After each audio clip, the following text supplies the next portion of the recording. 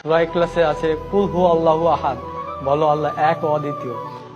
আর ঋগ্বেদে আছে একং ব্রহ্ম দ্বিতীয়ং নাস্তি নেহেনা নাস্তি কিংচং, সৃষ্টিকর্তা মাত্র একজনই, দ্বিতীয় কেউ নেই, কিঞ্চিত পরিমাণেও নেই।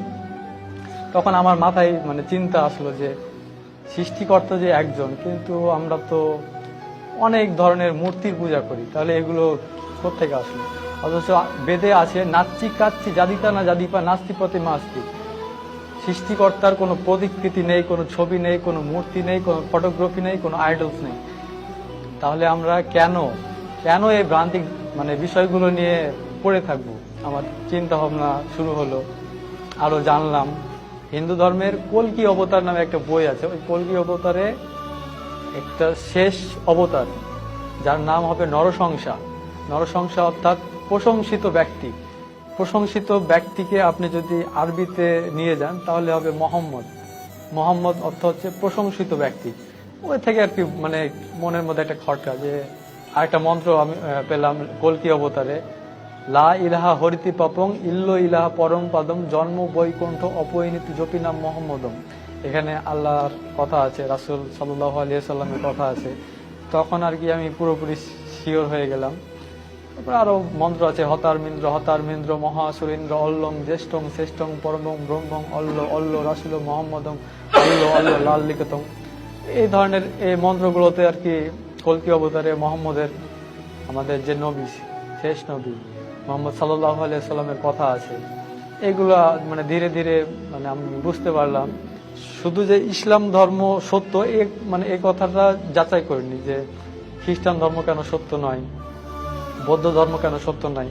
সবগুলো ধর্ম যাচাই করতাম।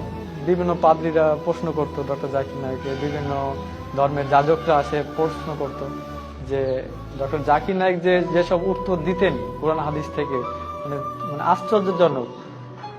ইসলাম ধর্ম যে সত্য এটা যে তিনি বুঝিয়েছেন, এই কথাটা এটা আমার মাথায় গেঁথে গিয়েছিল। এরপরে আমি ইউটিউবে একটা চ্যানেল পেলাম হেদায়েতের পথে।